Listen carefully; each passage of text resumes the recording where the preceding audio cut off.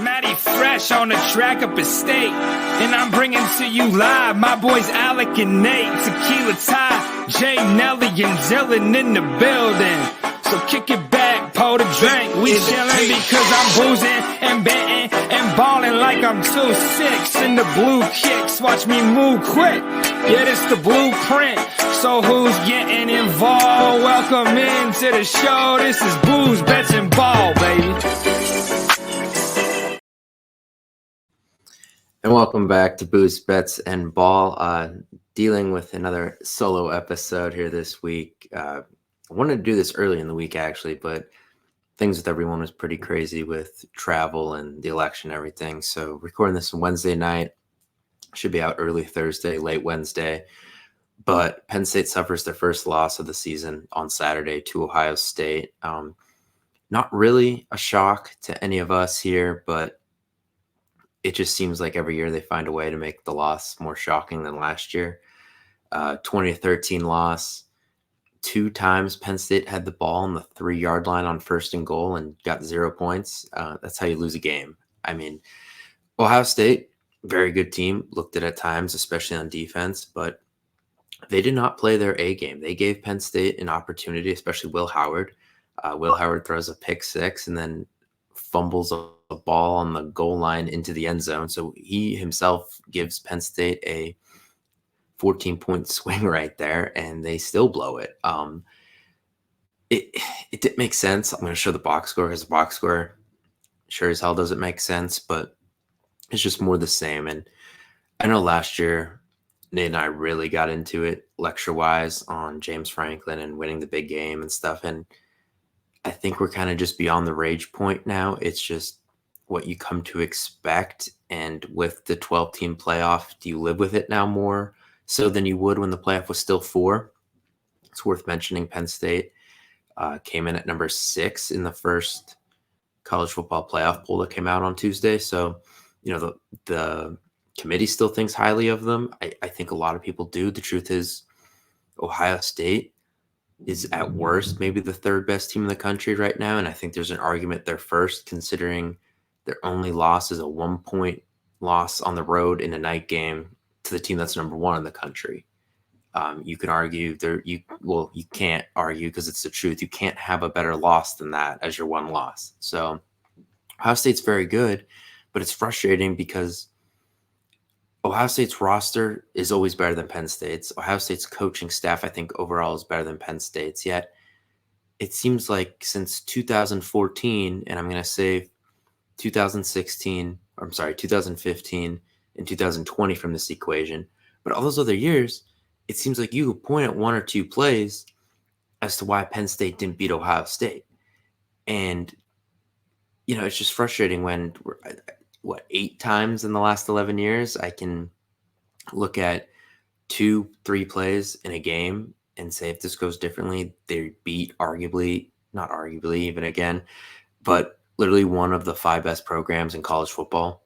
I mean, this series could be even. Penn State could be ahead in this series if they just did a lot of the little things right. And for the 11th straight year, save 2016, where all the little things went right, they've blown them all and lost them. The 2016 game, you got the blocked punt, you got the blocked field goal for the touchdown. You know, you got the touchdown right before half that you needed.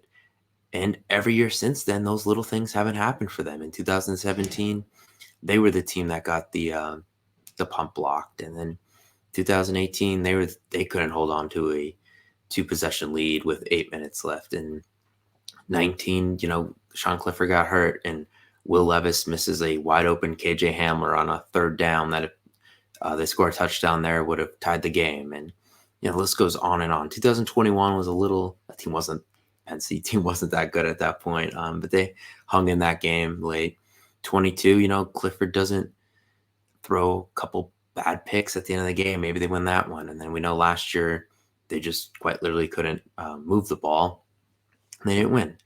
And this year it was a little more of the same on offense. And, you know, it's certain Andy Kotelnicki's new, yet this looked a lot like what happened with Mike Yurcich last year against Ohio State. So The only thing that's the same there is James Franklin. So why does the offense always look so anemic against Ohio State? We're on offensive coordinator, what, 5-6 here now? He's been the thing that's been there the whole time. So it's fair to look at him and, what are you doing against, you play scared, it seems like. I really thought, Nate and I both thought this, and Nelly too, that Penn State would play a little more loose because they were undefeated and the playoff expanded to 12. I expected more trickery. I expected more aggression, and you saw absolutely none of it. I mean, look at this box score is honestly kind of hilarious. Drew Aller did end up playing. We know that was the deal with the knee. No one was really sure. Sounds like it wasn't as severe as, I don't know why this went on stats. I don't know. It wasn't as severe as originally, kind of looked. So that's good. Looks like he's going to play out the rest of the year. He wasn't terrible, but I mean, this is hilarious that the tight end is the leading rusher on the team and the quarterback's second. The Gatorade Player of the Year, the 5-star, 6 carries for 15 yards. I have no idea what's going on there. Now he does have 6 receptions for 54 yards. So, I mean, these receivers are bad. They're just bad. There's no way to put it. Harrison Wallace would be a really good 3, I think is a fair way to put it.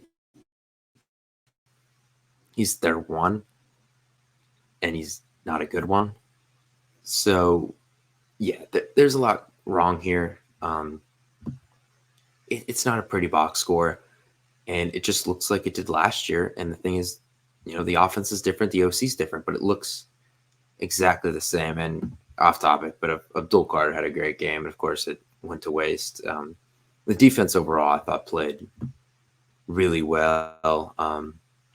Ohio State did get up to 176 rush yards, but a lot of that was on the final drive when the wind was out of the sails. Penn State is the first and goal from the 3 with 6 minutes left, and it's 1 yard run, run for no yards, run for 1 yard, and incomplete pass from the 1.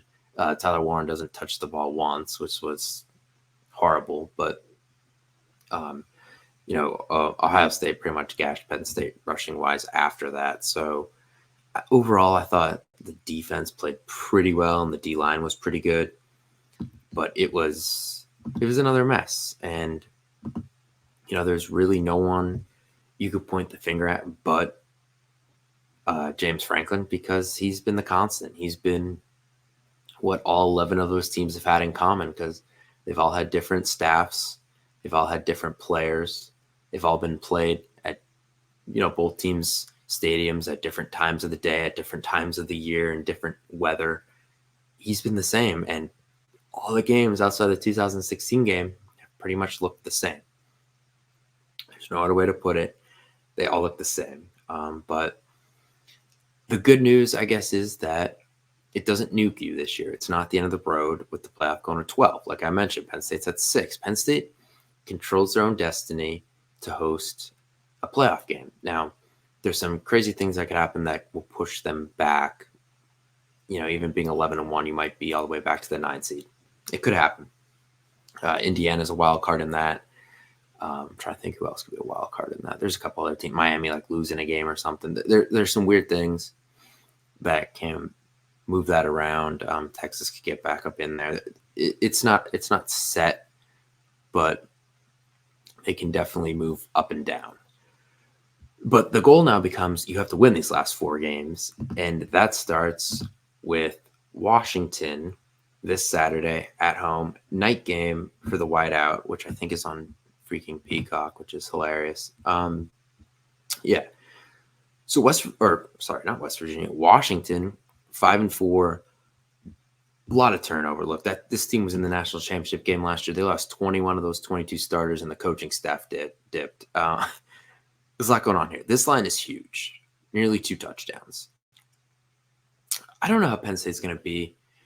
The last couple years, no, not last year, because the Whiteout was early in the year against Iowa. But in 2022, a lot of people were complaining because The Minnesota game ended up being the whiteout, and it was stuffed right between the Michigan game and the Ohio State game. And if that game was a noon game and it wasn't the whiteout, maybe Penn State loses that game because they come off getting pounded by Michigan and then has Ohio State at home the next week. There's a lot going on there where you could lose that game. And I think this is another good example of, hey, maybe it's not so bad this is the whiteout because no one's overlooking the whiteout. Everyone's going to get up and play for this game. And, Washington's a tough team, not great, but they're going to give you a run. And if you're sleeping, they will get you. But Penn State, I think, is going to luck out with the fact that this is the whiteout. It's going to give them a huge advantage that I don't think they would have in this game if it was played at noon or 3:30 and it was just a normal game. Washington overall beat USC last week. USC's a dumpster fire. They benched Miller Moss, and then apparently he left practice. Their move to the Big Ten has been a disaster. It's pretty much been a disaster for all these teams outside of Oregon so far. But they lost to Indiana when Indiana was using their backup quarterback. They gave up 40 to Iowa, which is really hard to do.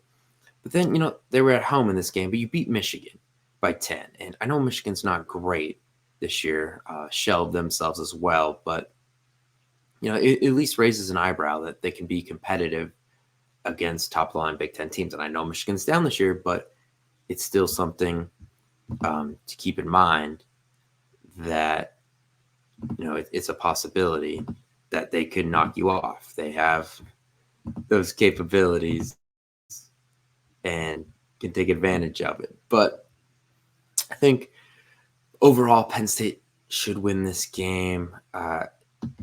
Looking at Washington's stats here, or schedule, sorry, if you can get this up. It's so much easier when I have like Nelly to talk to for a little bit. It's hard to mumble so much by yourself, but their offense has not been good. Most points they scored this season is 35 against Weber State. They put up 30 on Eastern Michigan, then just 19 on Washington State, 24 on Northwestern, 18 on Rutgers, 27 on Michigan, 16 on Iowa, 17 on Indiana, and 26 against USC. This team gets over 20 points against Penn State. I'll be a little concerned. I don't think they should. I think, I look at that Indiana score, 31-17. I think that's a score Penn State can match. Rogers has been okay for them. You look at that Rutgers game where they only put up 18 points, but your leading passer is over 300. Your leading rusher is almost at 150. It's a little weird how you only get 18 points out of that. So, something to just keep an eye on. And obviously, this is a big game for them for bowl eligibility reasons. Staying alive here. Now, they'll probably beat UCLA, but having Penn State and Oregon, at Penn State and at Oregon, 2 of your last 3 games, that is brutal. They've been through a gauntlet, honestly. They've played a lot of physical Big Ten teams this year. Like Rutgers, maybe not that good, but physical. Michigan, maybe not that good, but physical. Iowa, physical. Indiana, more physical than in years past, for sure. And USC's not physical, but they'll still give you a track meet like we saw when they played Penn State. So I think it's fair to say this Washington team is a little run down. They're going cross country. I think Penn State wins this game, regardless of what happened last week. The game I'm more about for Penn State will be at Minnesota in a couple weeks. We will dive into that a lot more in depth when we get there. But I think Penn State will be okay here. I'm not expecting a blowout. Now, they might try to run up the score for the sake of playoff implications. And Penn State needs a good offensive showing. And this was something that then I also talked about, and I think it came true in this Ohio State game, is Penn State's looked really good in the box score, not really good on the scoreboard. And I think that was the case again on Saturday to an extent. Now, to an extent, because the rushing was disastrous, but they chewed up clock a lot on a couple drives. Like their opening drive was over 8 minutes long, and they only got 3 out of it. They're just dominating box score stats and not really dominating the scoreboard. So I'd like to see that change because, we're looking at outside of Kent State, which doesn't count in my opinion. The most points you scored in regulation are 34 against Bowling Green and West Virginia, two not so great teams. It's not good. The 20s. There's too many 20s on the scoreboard for Penn State, and they've been efficient outside the Ohio State game, but they need to put up more points. And I think the committee wants to see them put up more points if they're going to stay at 6. So some score. It's really time to score. Got to score. And, it's just, there's another way to put it. They have to score more points. The defense is fine. I thought the defense was shaky early in the year against USC. I think they course corrected in that second half against USC, and things have been pretty fine since. I'm not going to complain when you give up 20 points to Ohio State. Penn State's now given up 20 points back-to-back years to Ohio State, and they have no losses. And I'm pretty sure if Penn State held Ohio State to 20 points from 2014 2022, I think they would have won every year but 2015. So that's pretty embarrassing that all of a sudden you figured them out on defense and they figured you out on offense, though. So, of course, it switched like that. Why wouldn't it? But what can you do there? But back to the Washington game. Yeah, I wouldn't be surprised if it was a little bit of a slow start here. I've seen it a lot this year, so that's not saying much. But I think Penn State does come out on top. I do like some score like mid-30s to mid-teens, low 20s, maybe. 35-21, 31-17, something like that. I think that's best case or most likely case of what happens in this game.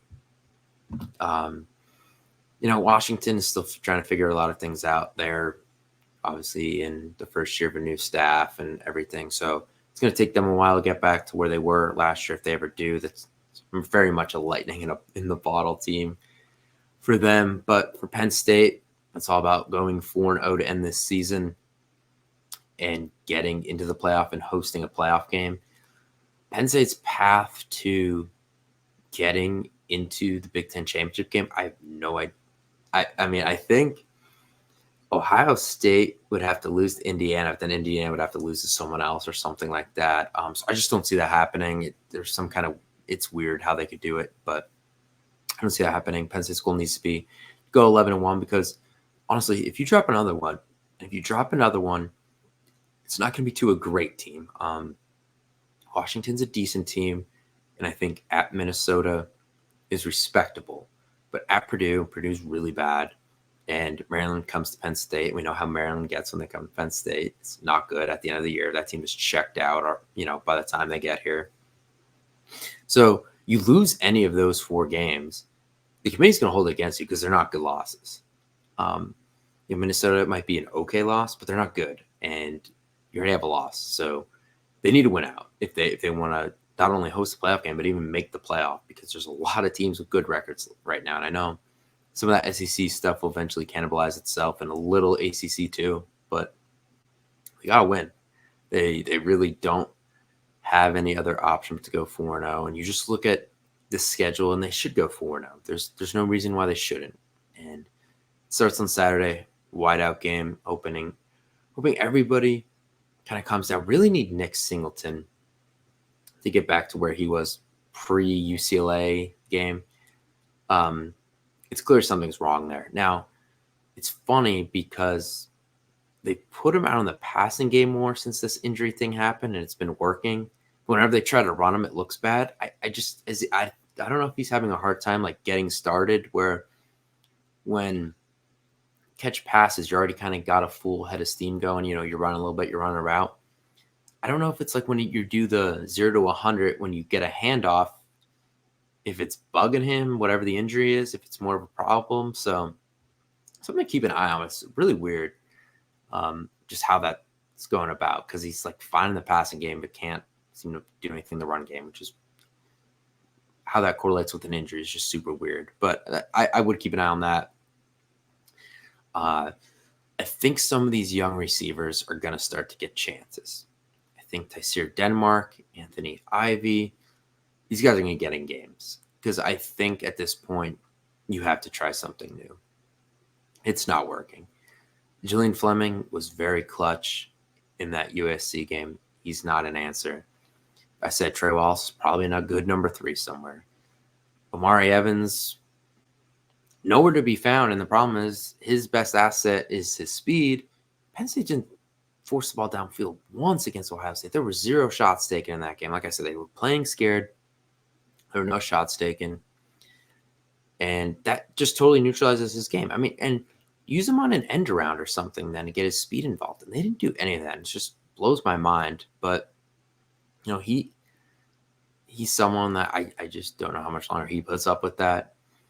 Liam Clifford is what he is. I mean, he's a steady hand guy. He's going to have maybe one big game here or there. You're not relying on him, though. You're just not. So I think some of these young guys are going to get an opportunity, get some run, see what they could do. That's something to keep an eye on. Something to be, I guess, somewhat excited about because I don't think it could get any worse, but who knows? It possibly could because I think we've set up this receiving group like the last 3 years now. It can't possibly get worse, but seems to be. It's got some games, and it needs to stop because I think you can say pretty confidently it probably cost them Ohio State last year, probably cost them Ohio State this year because they have no one that gets open. And I know the play calling wasn't great. I was confused by it. It was scared play calling. At the same time, I don't think they trust these receivers against talent like Ohio State has in the secondary. So something's got to change with that, or they will never break out of this 10-2 type funk that they get in every season unless that improves. So that's that. I'm not going to lecture too much on it like last year just because the simple fact of I think we beat it pretty good last year. We were beating a dead horse. You're just beating a dead horse at this point. We know what it is. The whole James Franklin might be Mark Rick, and there could be a Kirby Smart in the weightings. But then there's also the scenario where James Franklin's Gus Malzone, and then Auburn turns into the dumpster fire it's been ever since they let him go. So it works both ways. I don't know. This isn't time for that argument. If Penn State loses another game and misses the playoff, I think, we could start having that conversation. As of right now, I think you just got to focus on beating Washington, a feisty team, a team that has some talent. Rogers is a good quarterback. Fisher is a good coach, or Jed Fish, sorry, is a good coach. So, they have some things going in their favor, but Penn State, Whiteout, night game, trying to stay alive in the playoff. There's no reason why they should lose this game. And if they do, then yes, you start pointing fingers at James Franklin because this goes beyond just the simple fact that Ohio State is more talented, has more money, has better coaches, has more resources. This just goes into he can't coach when it matters. So if they lose Washington or one of these other games, then we start having that conversation. But as of right now, the goal needs to be to go 4-0 in the Final Four.